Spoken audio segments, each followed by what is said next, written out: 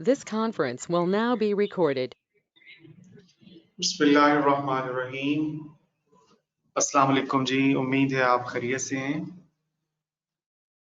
हमारे आज के लेक्चर का पहला टॉपिक एनुअल जनरल मीटिंग, उसके बाद हम एक्स्ट्रा ऑर्डिनरी जनरल मीटिंग पढ़ेंगे और फिर सर्विस ऑफ डॉक्यूमेंट्स। स्टार्ट करते हैं एनुअल जनरल मीटिंग के टॉपिक से। इसको एब्रिविएशन में एजीएम भी कहते हैं, जैसे कि इस वक्त आप लिखा हुआ देख रहे हैं यहाँ पे। और जैसे कि नाम से जाहिर है कि ये सालाना बुनियादों पे होने वाली मीटिंग है, एनुअल बेसिस पे, साल के साल, तो इसलिए इसे एनुअल जनरल मीटिंग कहते हैं। और रिक्वायरमेंट और टाइम लिमिट क्या है, तो हर कंपनी के लिए कानून रिक्वायर करता है कि वो एजीएम होल्ड करे, सिवाय सिंगल मेंबर कंपनी के। अब दो सिचुएशंस होंगी, एक तो ये है कि फर्स्ट एनुअल जनरल मीटिंग और दूसरा सब्सिक्वेंट एनुअल जनरल मीटिंग्स। तो जहां तक ताल्लुक है फर्स्ट एजीएम का, तो ये कंपनी की डेट ऑफ इनकॉर्पोरेशन से ऑनवर्ड्स विद इन 16 मंथ्स ये होल्ड की जाएगी। और उसके बाद फिर हर कैलेंडर ईयर में एक एजीएम का होना जरूरी है। और ये फिर कब होगी, कंपनी का फाइनेंशियल ईयर क्लोज होने की तारीख से ऑनवर्ड्स 120 दिन के पीरियड के अंदर अंदर। अच्छा, इसमें ये खास तौर पे आपने याद रखना है ये वाला जो पॉइंट है कि हर कैलेंडर ईयर में एक एजीएम का होना जरूरी है। और कैलेंडर ईयर आप सब जानते हैं 1 जनवरी से लेके 31 दिसंबर तक का जो पीरियड है, इसको हम कैलेंडर ईयर कहते हैं। So don't forget this point के हर कैलेंडर ईयर में एक एजीएम का होना जरूरी है। और वो कितने पीरियड के अंदर अंदर होगी वो भी मैंने बता दिया कि फाइनेंशियल ईयर क्लोज होने की तारीख से ऑनवर्ड्स 120 डेज के अंदर अंदर। इसको जरा एग्जांपल्स के जरिए समझ लेते हैं, बेहतर अंदाज में हम समझ पाएंगे। एक practice question, Karachi telecommunication private limited, इसकी इनकॉर्पोरेशन हुई थी 1 मार्च 2019 को। और इसके डायरेक्टर्स ने डिसाइड किया कि ये फर्स्ट एजीएम इस कंपनी की जो है वो होल्ड करेंगे अगस्त 10 2020 को। अच्छा, अब इसमें उन्होंने क्या करना था, ऑब्वियसली एनुअल जनरल मीटिंग में बहुत से मैटर्स के ऊपर गौर करना होता है, कंसिडर करना होता है। तो उसमें एक ये भी चीज है, for placing the first audited financial statement. ठीक है, तो उन्होंने डिसाइड किया कि हम 10 अगस्त 2020 को फर्स्ट एजीएम होल्ड करते हैं। तो अब रिक्वायरमेंट ये है क्वेश्चन की कि comment on the decision of the directors in the light of provisions of the companies act. तो डायरेक्टर्स का ये जो डिसीजन है ये कंपनीज एक्ट की प्रोविजंस के अगेंस्ट है, कॉन्ट्रवीन करता है, मतलब अपोज कर रहा है, ये उसके अगेंस्ट है। Since the first financial statement must be laid within 16 months after the date of incorporation of the company. So जो लेटेस्ट डेट बन रही थी फर्स्ट एटीएम होल्ड करने की, वो बन रही थी 30 जून 2020। तो इसका मतलब है इन्होंने जो फैसला किया था कि 10 अगस्त को मीटिंग होल्ड की जाएगी, तो ये फिर कानून में दिए गए टाइम पीरियड के मुताबिक ये नहीं था। ठीक है जी, समझ गए जी? जरा बता दें, पॉइंट समझ आ गए? ओके हो गया, चलिए। अच्छा, ये एग्जांपल मैं आपको पढ़ने के लिए दे रहा हूँ। ये एग्जांपल नंबर 4 मैं खुद कराऊंगा, थोड़ी सी ट्रिकी है, इसलिए अभी खुद मैं इसको डिस्कस करता हूँ। XYZ लिमिटेड एक कंपनी है जी, उसकी इनकॉर्पोरेशन हुई 1 सितंबर 2020 को। और इन्होंने फैसला किया कि जो फाइनेंशियल ईयर क्लोज होगा वो 30 सितंबर होगा हर साल। हालांकि आपको मालूम है ना, आमतौर पे 30 जून होता है, लेकिन ये कोई कंपल्सरी नहीं है।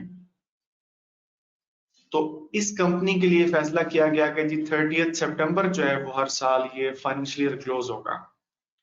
अच्छा, इसकी जो पहली एजीएम है वो होल्ड की गई थी 1 नवंबर 2021 को। अब अगर ये टाइम आप देखें तो ये बिल्कुल ठीक है, ये 16 मंथ्स के अंदर अंदर आ रहा है। ठीक है, 16 months from the date of its incorporation, तो ये तो बिल्कुल ठीक है। सो अब हमें आगे देखना है कि जो सब्सिक्वेंट एजीएम इसकी होगी वो कितने टाइम पीरियड के अंदर होगी। अब यहाँ पे आप देखें कि अब जो नेक्स्ट एजीएम होनी है वो फाइनेंशियल ईयर क्लोज होने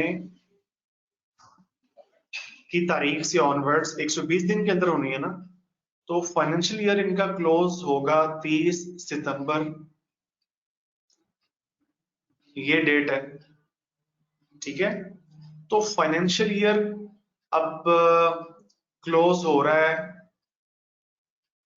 30 सितंबर 2022 को। तो वहां से ऑनवर्ड्स आप देखें तो 120 दिन तो बन रहे हैं 28 जनवरी 2023 तक तकरीबन। तो इसका मतलब है अगर ये अपनी एजीएम 2022 की बजाय जनवरी 2023 में करें, 28 जनवरी से पहले पहले, जो कि टाइम तो अवेलेबल है ना, तो इसका मतलब है फिर ये जो 2022 वाला साल है पूरे का पूरा, ये तो मिस हो जाएगा, इसमें तो फिर एजीएम होगी नहीं।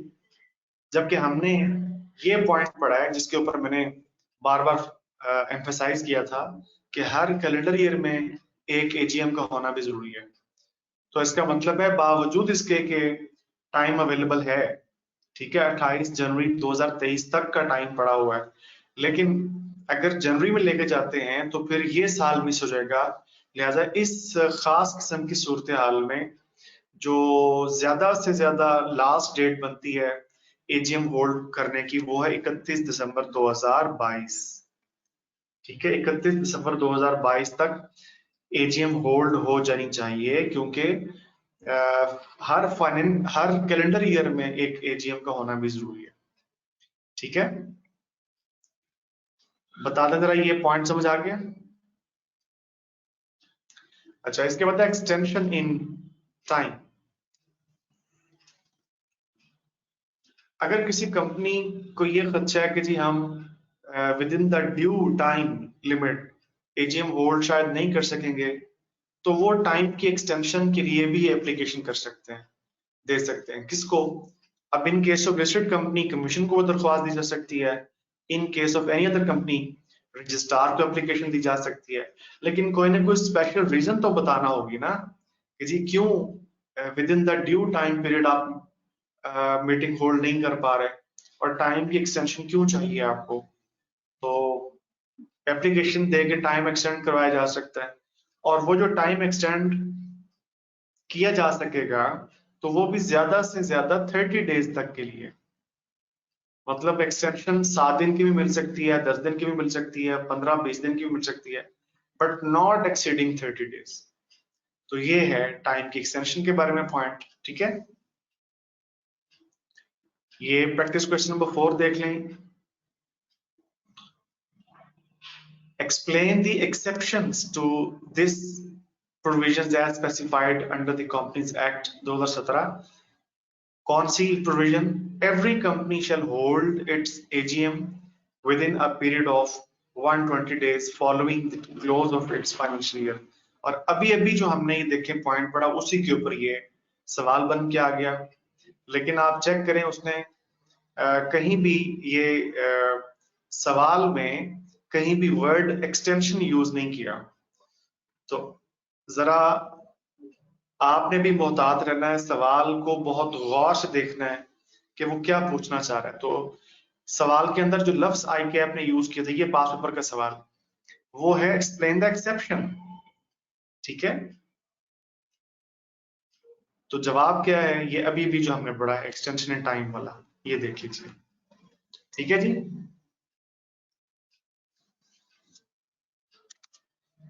अच्छा जी, इसके बाद है कि मीटिंग किस प्लेस पे मुनक्कद की जाएगी। तो इन case of listed company annual general meeting तो उसी टाउन में, उसी शहर में मुनक्कद की जाएगी कि जहां कंपनी का रजिस्टर्ड ऑफिस है, ठीक है।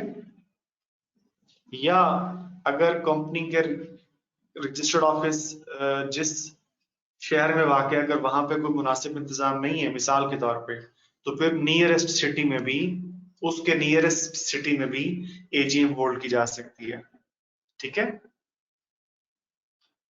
अच्छा, एक बात, दूसरी बात ये है कि कंपनी के वो मेंबर्स के जिनकी तरफ से कंपनी के टोटल पेड अप कैपिटल में कम से कम 10% उनका कंट्रीब्यूशन है। तो ऐसे जो मेंबर्स हैं, ये मीटिंग की डेट से कम 7 दिन पहले ये जो मेंबर्स हैं रिजाइडिंग इन अ सिटी, ये मेंबर्स डिमांड कर सकते हैं कि जी हमें वीडियो लिंक की फैसिलिटी प्रोवाइड कर दी जाए ताकि हम भी एजीएम में पार्टिसिपेट कर सकें। तो कम से कम 7 दिन पहले मीटिंग की तारीख से ये डिमांड कर सकते हैं, ठीक है। तो ये एक तो परसेंटेज आपने याद रखनी है, और सच अदर परसेंटेज एज में बी स्पेसिफाइड, या फिर इस परसेंटेज के अलावा जो और कोई परसेंटेज कमीशन स्पेसिफाई कर दे, फिर उतनी परसेंटेज रखने वाले कैपिटल में जिनका उतना शेयर है, वो भी फिर दरख्वास्त दे सकेंगे या डिमांड कर सकेंगे। दरख्वास्त मतलब मुनासिब नहीं है, डिमांड कर सकेंगे, ठीक है। वरना लॉ ने तो यहाँ पे देखें परसेंटेज लिखी हुई है। अच्छा, इसके बाद है नोटिस। एनुअल जनरल मीटिंग का जो नोटिस है वो तमाम एंटाइटल्ड मेंबर्स जो हैं, जो मीटिंग अटेंड करने के एंटाइटल्ड हैं, उनको एजीएम का नोटिस सेंड किया जाएगा। और इसी के साथ हर उस पर्सन को कि जो जनरल मीटिंग का नोटिस रिसीव करने का एंटाइटल्ड है, उसको भी नोटिस सेंड किया जाएगा। जैसे कि जो ऑडिटर होते हैं, उन्होंने भी शिरकत करना होती है, वो भी एंटाइटल्ड होते हैं जनरल मीटिंग में शरीक होने के लिए, तो उनको भी नोटिस देंगे। वरना मेंबर्स लोगों को तो देना ही देना है जो एंटाइटल्ड हैं। और ये नोटिस कब? At least 21 days before the date fixed for the meeting, ठीक है जी।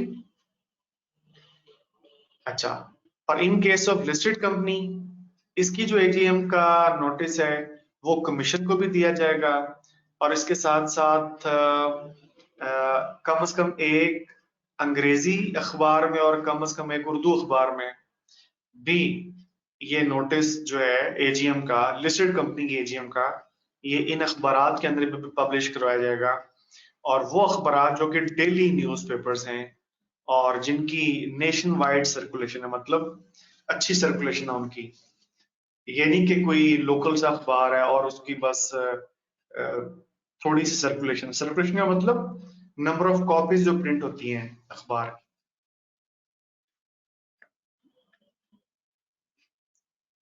अच्छा, नंबर ऑफ कॉपी जो प्रिंट होके फिर सर्कुलेट होती हैं। अच्छा, इसके बाद है कॉलिंग मीटिंग। कहता है कि ये जो एजीएम है ये डायरेक्टर्स के ऑर्डर पे कॉल होती है, ना कि मेंबर्स के ऑर्डर पे, ठीक है।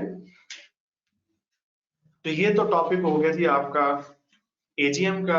अब हम स्टार्ट करते हैं EGM, extra ordinary general meeting. अब पहले इसको डिफाइन कर लेते हैं कि ये किस किस्म की मीटिंग है। थोड़ा सा मैं आपको इसका पस मंजर बता दूं, फिर उसके बाद जो बुक में लिखा हुआ वो पढ़ते हैं।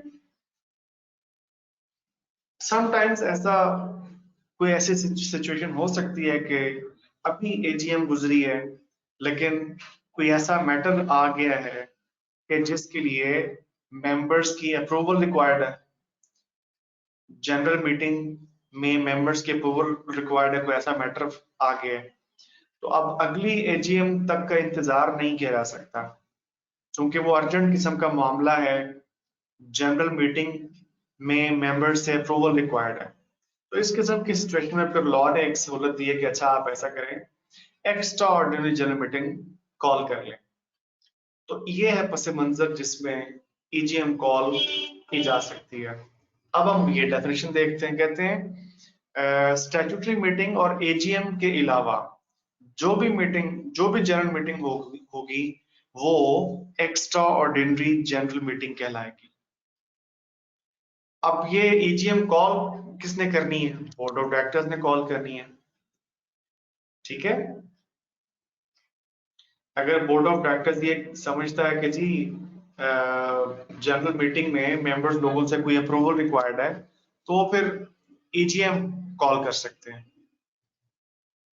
इसके बाद है कि calling EGM by the board on requisition of members.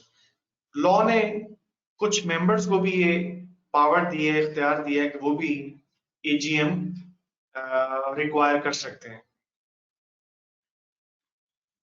लेकिन उन मेंबर्स के लिए एक क्राइटेरिया भी मुकर्रर कर दिया लॉ ने। वो क्या? इन case of a company having share capital, तो वो मेंबर्स के जिनके पास कंपनी की टोटल वोटिंग पावर में से 1/10 है कम से कम, और अगर आसान अल्फाज में बात करें तो इसका मतलब होगा कम से कम 10% वोटिंग पावर जिन मेंबर्स के पास है out of the total voting power of the company. तो ये वाले जो मेंबर्स हैं ये ईजीएम रिक्वायर कर सकते हैं। अच्छा, इसी तरह अगर company not having share capital है, तो इसका तो कोई शेयर कैपिटल है ही नहीं, तो फिर इस कंपनी में कौन कितने मेंबर्स ईजीएम रिक्वायर कर सकते हैं? तो वो है not less than 1/10 of the total number of members. तो इस कंपनी के मेंबर्स की कुल तादाद में से कम 10% जो मेंबर्स हैं वो ईजीएम रिक्वायर कर सकते हैं। ठीक है, और ये जो मेंबर्स हैं जो ईजीएम रिक्वायर कर सकते हैं, इनको टाइटल दिया गया है रिक्विजिशनिस्ट्स का। और ये रिक्विजिशनिस्ट्स रिक्विजिशन भेजेंगे, मतलब रिक्वायर करेंगे किन लोगों से? डायरेक्टर्स लोगों से। ये उन्हें कहेंगे कि साहब जरा आप ईजीएम कॉल करने का बंदोबस्त करें। सो रिक्विजिशनिस्ट्स की रिक्विजिशन पे डायरेक्टर्स लोग जो हैं वो ईजीएम कॉल करने की प्रोसीडिंग स्टार्ट कर देंगे, फिर कार्रवाई का आगाज कर देंगे। ठीक है, और ये जो रिक्विजिशन जमा करवाई गई है इसमें इस ईजीएम के मकासद वाज़ेह तौर पे लिखे हुए होने चाहिए, और इस रिक्विजिशन पे रिक्विजिशनिस्ट्स के दस्तखत भी होने चाहिए, और ये जो रिक्विजिशन है ये कंपनी के रजिस्टर्ड ऑफिस में डिपॉजिट करवाई जानी चाहिए। तो यहां तक क्लियर हो गया जी कि रिक्विजिशनिस्ट्स कौन है, उसका क्राइटेरिया क्या है, जो भी है आपको बता चुका हूं मैं। तो रिक्विजिशनिस्ट्स ने जो रिक्विजिशन जमा करवा दी, तो जो ही रिक्विजिशन जमा करवाई गई तो साथ ही, फोर्थविथ का मतलब होता है साथ ही, फिर बोर्ड का काम ये है कि ये प्रोसीडिंग शुरू कर दे टू कॉल एन एजीएम, कार्रवाई का आगाज कर दे। अच्छा, अब नेक्स्ट पॉइंट है कॉलिंग एजीएम बाय रिक्विजिशनिस्ट्स देमसेल्व्स। देखिए, अगर रिक्विजिशन जमा करवा दी गई थी लेकिन डेट ऑफ रिक्विजिशन से ऑनवर्ड्स 21 दिन के पीरियड के अंदर अंदर अगर बोर्ड ने एजीएम कॉल करने के लिए कोई प्रोसीडिंग स्टार्ट नहीं की, कोई कार्रवाई का आगाज नहीं किया, मेरे अल्फाज पर गौर कीजिएगा, मैंने ये नहीं कहा कि डेट ऑफ रिक्विजिशन के 21 दिन के अंदर अंदर बोर्ड ने एजीएम होल्ड नहीं की, ये नहीं कहा जा रहा। अल्फाज पे प्लीज गौर कीजिएगा, ये लफ्ज लिखा हुआ है डेट ऑफ रिक्विजिशन, जिस दिन डिपॉजिट करवाई गई थी उससे ऑनवर्ड्स 21 डेज के अंदर अंदर अगर बोर्ड ने ईजीएम के लिए प्रोसीडिंग ही शुरू नहीं की, कार्रवाई का आगाज ही नहीं किया, ठीक है, जो कि आपको पता है वो नोटिस देना पड़ता है और वो सारी रिक्वायरमेंट्स में। तो अगर 21 दिन के अंदर अंदर from the date of requisition being so deposited अगर बोर्ड ने प्रोसीडिंग शुरू नहीं की, तो फिर कानून ने रिक्विजिशनिस्ट्स को ही ये इख्तियार दे दिया कि ये खुद से भी एजीएम कॉल कर सकते हैं। लेकिन बहरहाल चाहे बोर्ड एजीएम की प्रोसीडिंग स्टार्ट कर दे, चाहे रिक्विजिशनिस्ट्स खुद से कॉल करें, ये टाइम लिमिट को फॉलो किया जाएगा। वो क्या कि जिस दिन ये रिक्विजिशन डिपॉजिट करवाई गई थी उस दिन से ऑनवर्ड्स 90 दिन के अंदर अंदर ये एजीएम होल्ड हो जानी चाहिए। अब चाहे वो बोर्ड करे एजीएम कॉल या रिक्विजिशनिस्ट खुद, ये 90 डेज का टाइम पीरियड है, 90 days from the date of the deposit of the requisition. ठीक है। अच्छा, अब फर्ज करें कि रिक्विजिशनिस्ट ने खुद ही ये एजीएम कॉल कर ली थी, रिक्विजिशनिस्ट ने एजीएम खुद कॉल कर ली थी।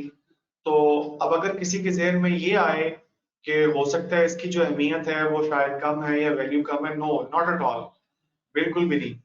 ये गलत फहमी यहाँ पे दूर कर दी गई है कि रिक्विजिशनिस्ट की कॉल की हुई मीटिंग को भी ऐसा ही माना जाएगा जैसे कि ये बल्कि ये वाला पॉइंट हम पहले पढ़ते हैं कि जो रिक्विजिशनिस्ट्स हैं अगर ये खुद मीटिंग कॉल कर रहे हैं तो ये भी उसी तरह उसी अंदाज में एजीएम कॉल करेंगे जिस तरह के बोर्ड ऑफ डायरेक्टर्स अगर कॉल करता। ठीक है, ये है पॉइंट। अच्छा, इसके बाद है कि अगर कोई रीजनेबल एक्सपेंसेस इनकर किए हैं, रिक्विजिशनिस्ट्स हैं एजीएम कॉल करने के लिए, तो इनको ये पैसे वापस किए जाएंगे, रीइंबर्स किए जाएंगे। रीइंबर्स कौन करेगा? तो इसमें पहला स्टेप तो है कि कंपनी ये पैसे इनको दे देगी रिक्विजिशनिस्ट्स को। लेकिन ये जितने पैसे रिक्विजिशनिस्ट्स को दिए गए हैं जो उन्होंने खर्च किए थे एजीएम कॉल करने पे, तो एक दफा तो कंपनी दे देगी, लेकिन अगले स्टेप पे फिर क्या होगा, कंपनी उन डायरेक्टर्स के रेम्युनरेशन में से ये पैसे डिडक्ट कर लेगी कि जिन डायरेक्टर्स की जिम्मेदारी थी ये एजीएम कॉल करना और जिन्होंने इस मीटिंग को कॉल नहीं किया। ठीक है। अच्छा, जहां तक ताल्लुक है नोटिस की रिक्वायरमेंट का, तो एजीएम का जो नोटिस है वो भी कम से कम 21 दिन पहले डेट ऑफ एजीएम से मेंबर्स को सेंड करना जरूरी है। Similarly, as of the notice of AGM. However, in case of unlisted company, अगर इस कंपनी के all members जो entitled हैं AGM अटेंड करने के लिए और वोट देने के लिए, अगर ये तमाम के तमाम एग्री हो तो शॉर्टर नोटिस पे भी ये AGM कॉल की जा सकती है। ठीक है जी। अच्छा, इसके बाद power of SECP to call meetings. अब कानून ने कमीशन को भी पावर दी है, इख्तियार दी है कि ये भी मीटिंग्स कॉल कर सकता है, लेकिन जनाब यकीनन कोई ना कोई तो इसका पस मंजर होगा। तो वो क्या है? तो वो ये है कि अगर एक कंपनी ने एजीएम कंडक्ट नहीं की या स्टैट्यूटरी मीटिंग कंडक्ट नहीं की या रिक्विजिशनिस्ट्स ने रिक्विजिशन जमा करवाई थी बोर्ड को और इस रिक्विजिशन पे जो डायरेक्टर्स हैं उन्होंने अमल नहीं किया और उन्होंने एजीएम कॉल करने के लिए कोई प्रोसीडिंग स्टार्ट नहीं की, तो इस किस्म के सिनेरियो में फिर कानून ने कमीशन को पावर दी है, इख्तियार दिया है कि वो भी मीटिंग कॉल कर सकता है। और मीटिंग कॉल करने से मुतालिक कमीशन जो है वो डायरेक्शंस भी दे सकता है। ठीक है, मीटिंग कॉल करने, होल्ड करने, कंडक्ट करने से मुतालिक कमीशन कोई डायरेक्शंस भी अगर मुनासिब समझे तो वो दे सकता है। इवन अगर कोई डॉक्यूमेंट्स वगैरह की प्रिपरेशन करवानी है तो उसके लिए भी डायरेक्शन इशू की जा सकती है। जो भी कमीशन मुनासिब समझे वो डायरेक्शंस इशू कर सकता है। अच्छा, इवन आप ये देखें कि कमीशन जो डायरेक्शंस कंपनी को दे सकता है, उन डायरेक्शंस में एक डायरेक्शन ये भी हो सकती है कि one member of the company present in person or by proxy shall be considered a quorum। तो एक मेंबर भी अगर प्रेजेंट हो तो उसको कोरम कंसिडर किया जाएगा। अगर कमीशन चाहे तो ये वाली डायरेक्शन भी दे सकता है जो अभी भी मैंने बताई। ठीक है, कोरम का तफसीली मतलब आगे जाके हम पढ़ेंगे, लेकिन यहाँ पे चूंकि लफ्ज आ गया है लिहाजा मैं आपको मुख्तसर बता देता हूँ। यानी कोरम से मुराद मेंबर्स की वो कम अज कम तादाद के जिसका मीटिंग में होना जरूरी है कानून के मुताबिक।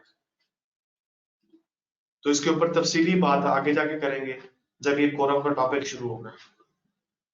इसके बाद है cost of conducting the meeting.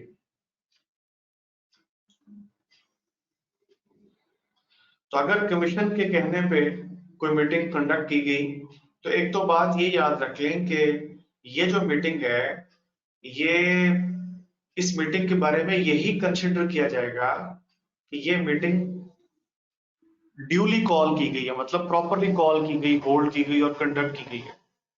मतलब ऐसा नहीं है कि कमीशन की कॉल की गई मीटिंग की अहमियत शायद कम थी।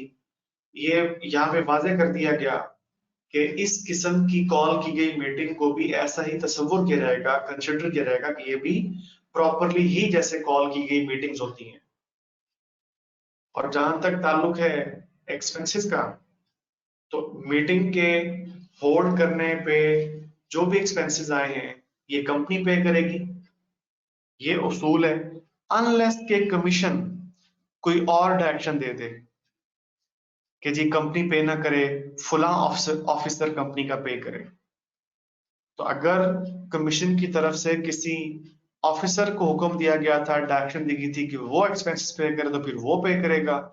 और अगर ऐसी कोई डायरेक्शन कमीशन की तरफ से नहीं दी गई थी तो फिर लॉ ने लिखा हुआ है कि कंपनी वो एक्सपेंसेस अदा करेगी। और जनाब अब जरा पेनल्टी भी देख लें, बड़ी हैवी किस्म की पेनल्टी है। कहते हैं ये जो कमीशन की जानिब से कॉल की गई मीटिंग थी, अगर इसको होल्ड नहीं किया तो जो भी पर्सन इसका कसूरवार है, ठीक है, वो और इसके साथ या वो कि जिन्होंने कमीशन की डायरेक्शंस को कंप्लाई नहीं किया, पूरा नहीं किया, हर वो पर्सन क्या होगा, लाइबल टू अ पेनल्टी। और पेनल्टी भी कितनी, लेवल 3 के मुताबिक। और अगर आप याद करें जो हमने पेनल्टी के डिफरेंट लेवल्स पढ़े थे, उनमें सबसे ज्यादा जो पेनल्टी की अमाउंट लिखी हुई थी वो लेवल 3 में लिखी हुई थी। याद आ रहा है आप लोगों को? हाईएस्ट जो अमाउंट ऑफ पेनल्टी थी वो लेवल 3 की थी। तो उसके मुताबिक ये पेनल्टी इम्पोज की जाएगी। ठीक है जी। अच्छा, इसके बाद हमारा नेक्स्ट टॉपिक है service of documents and notices. तो पहले तो हम लफ्ज सर्विस का मतलब देखते हैं ना। सर्विस लफ्ज का मतलब यहाँ पे क्या है? तो सर्विस ऑफ डॉक्यूमेंट या सर्विस ऑफ नोटिस से मुराद है delivering the documents for notice, deliver करना। ठीक है, नोटिस को या डॉक्यूमेंट को डिलीवर करना इन द वे प्रिस्क्राइब्ड और permitted by the applicable laws. ठीक है जी। तो सर्विस ऑफ डॉक्यूमेंट का ये मतलब है। अच्छा, अब आप देखते हैं कि अगर कंपनी या कंपनी के ऑफिसर्स में से किसी ऑफिसर को अगर कोई डॉक्यूमेंट सर्व करना हो तो वो किस तरह किया जाएगा और कहां पे वो डॉक्यूमेंट सर्व किया जाएगा, डिलीवर किया जाएगा। तो अगर कंपनी को कोई इंफॉर्मेशन या डॉक्यूमेंट सर्व किया जाना है या किसी ऑफिसर को, तो वो कंपनी के रजिस्टर्ड ऑफिस पे वो जो डॉक्यूमेंट है या वो नोटिस है या वो इंफॉर्मेशन है वो सर्व की जाएगी। कैसे? अब ये चार तरीके, इन चारों में से किसी भी तरीके से वो नोटिस सर्व किया जा सकता है या वो डॉक्यूमेंट सर्व किया जा सकता है, डिलीवर किया जा सकता है। कैसे? Number 1, against an acknowledgement. मसलन अगर किसी ऑफिसर को नोटिस सर्व किया जाना है तो उसको नोटिस सर्व करके कंपनी के रजिस्टर्ड ऑफिस में वहां पे जाके तो उसे एक्नॉलेजमेंट ले लें, उससे रिसीविंग ले लें कि जी आपने डॉक्यूमेंट रिसीव कर लिया है। तो इस तरह डिलीवर किया जा सकता है। या फिर बाय पोस्ट या कुरियर सर्विस के जरिए कंपनी के रजिस्टर्ड ऑफिस के पते के ऊपर आप भेज दें, या फिर इलेक्ट्रॉनिक मींस के जरिए भी नोटिस या डॉक्यूमेंट सर्व किया जा सकता है, जैसे ईमेल के जरिए, ठीक है। और in any other manner as may be specified, या इन तीन जिक्र किए गए जो मॉड्स हैं इनके अलावा कोई भी और तरीका जो कमीशन अगर स्पेसिफाई कर दे तो उस तरीके के मुताबिक भी डॉक्यूमेंट सर्व किए जा सकते हैं कंपनी को या कंपनी के ऑफिसर्स को। इसके बाद है service of documents on commission और द रजिस्ट्रार। अगर कमीशन को कोई डॉक्यूमेंट सर्व किया जाना है या रजिस्ट्रार को, तो उसमें आप देखें वंस अगेन वही 4 पॉइंट अभी ऊपर बता चुका हूं आपको। अगर आप कहते हैं तो वंस अगेन एक्सप्लेन कर देता हूं, वरना इन चारों को अभी मैं बता चुका हूं। जी जरा बता दें मुझे, एक दफा पढ़ भी लें, वही वाले 4 पॉइंट्स हैं ए बी सी डी।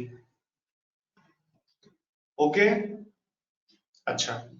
इसके बाद है नोटिस, इसके बाद है service of notice on a member. अगर कंपनी के किसी मेंबर को कोई नोटिस सर्व किया जाना है तो वो कहाँ सर्व किया जाएगा, कहाँ वो नोटिस डिलीवर किया जाएगा?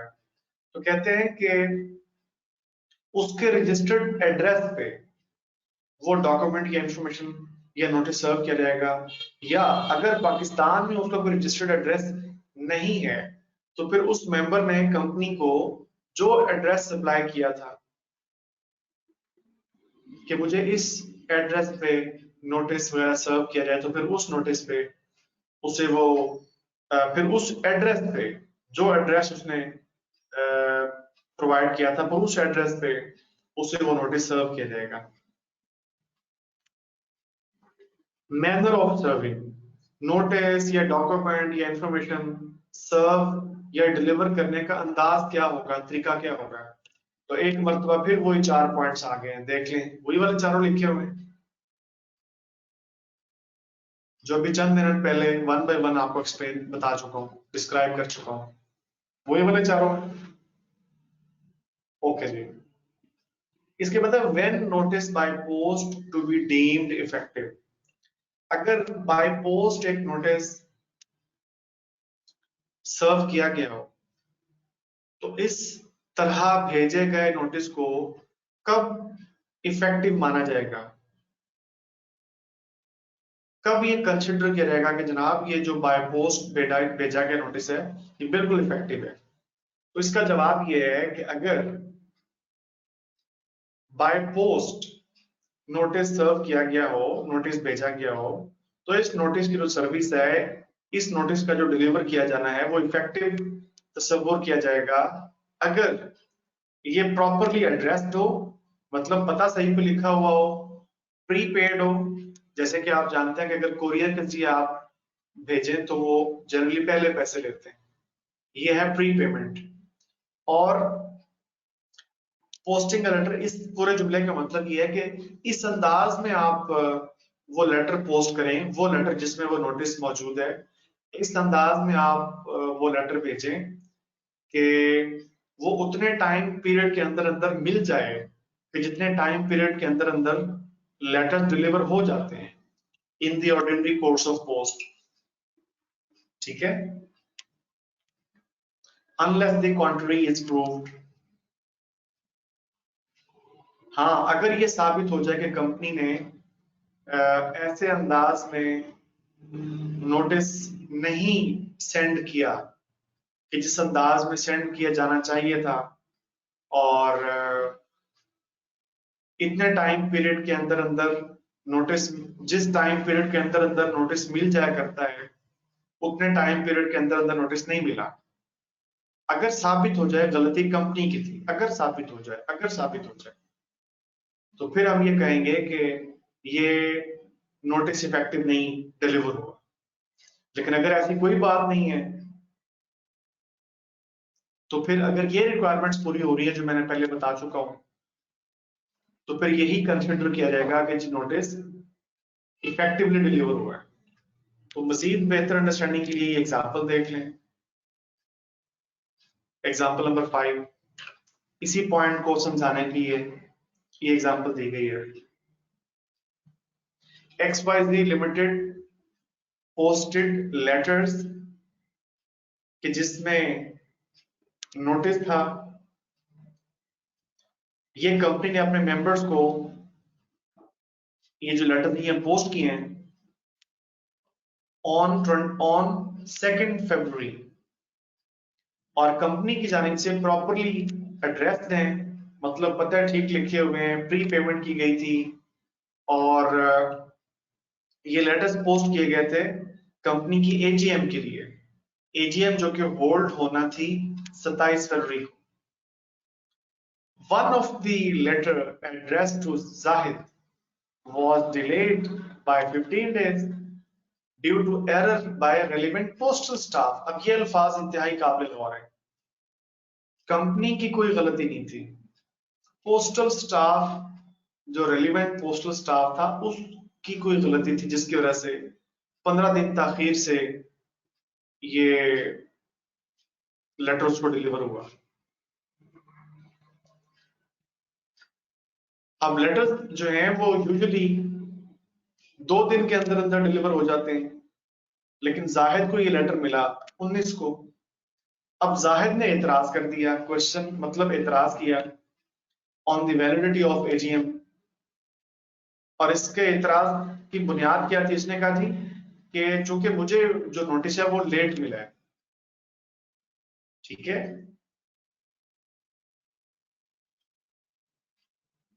तो इसका ये कहना था कि मुझे लेट मिला है ये notice. So in these circumstances, the notice shall be deemed effective and Zahid's claim is not valid। कोई आप लोगों में से बताएगा कि जाहिद का जो क्लेम है वो वैलिड क्यों नहीं माना गया, हालांकि नोटिस डिलेड हुआ है? जी, तो वजह यह थी कि कंपनी का कोई कसूर नहीं था, पोस्टल स्टाफ की एरर की वजह से उसे ये लेट मिले। तो इसलिए लॉ ने कहा कि जनाब ये जो सर्विस ऑफ नोटिस थी ये बिल्कुल इफेक्टिव मानी जाएगी। जी ठीक है। अच्छा, इसके बाद है notice in case of joint holders. अगर कोई ज्वाइंट होल्डर्स ऑफ शेयर हो तो क्या उन तमाम ज्वाइंट होल्डर्स ऑफ शेयर को नोटिस अलग अलग दिया जाएगा? तो जवाब है नहीं। तो फिर किसको वो नोटिस दिया जाएगा? तो कहते हैं रजिस्टर ऑफ मेंबर्स में जो ज्वाइंट होल्डर्स के नेम लिखे हुए हैं उनमें जिसका नाम पहले लिखा हुआ होगा ना, ज्वाइंट होल्डर्स में से जिस ज्वाइंट होल्डर का नाम पहले लिखा होगा बस उसको ही दे दे नोटिस, ये काफी है। तो इसको समझने के लिए एग्जांपल देख लें। आजम, बाबर और चांद ये तीनों ज्वाइंट होल्डर्स हैं जी, और इनके जो नेम्स हैं in accordance with sequence in register of members वो लिखे हुए हैं। So they are joint shareholders of 5% shares in XYZ Limited। XYZ Limited ने AGM के लिए नोटिस सेंड किया सिर्फ बाबर को।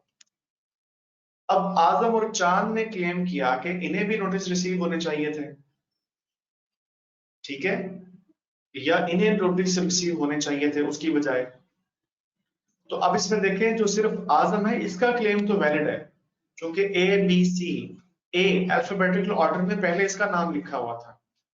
तो जैसे कि हमने रूल पढ़ा कि ज्वाइंट होल्डर्स में से जिसका नाम पहले लिखा हुआ है रजिस्टर में, रजिस्टर ऑफ मेंबर्स में, उसको ये नोटिस दिया जाता है। तो इसका तो क्लेम ठीक है, अलबत्ता चांद का क्लेम वैलिड नहीं है।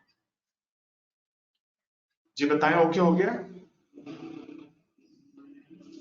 बता दें यार, पॉइंट समझ आ गया? ओके। और आज के लेक्चर के लास्ट पॉइंट है नोटिस टू लीगल रिप्रेजेंटेटिव। देखिए, अगर एक मेंबर की वफात हो गई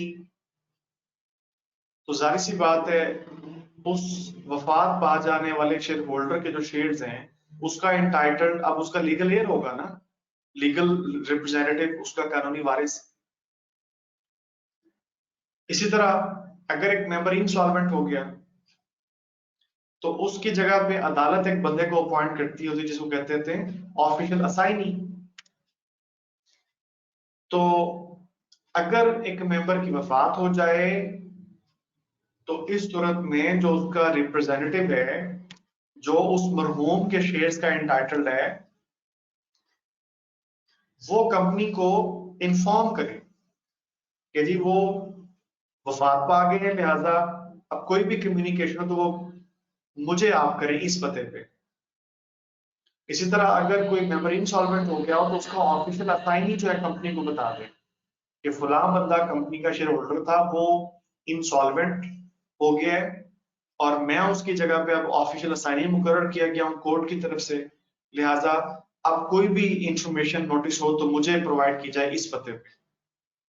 तो जो एड्रेस सप्लाई किया गया था लीगल रिप्रेजेंटेटिव की तरफ से या असाइनी की तरफ से, तो फिर कंपनी उस एड्रेस पे नोटिस वगैरह सर्व करेगी।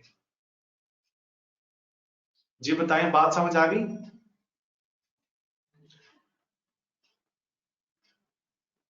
बता दें यार।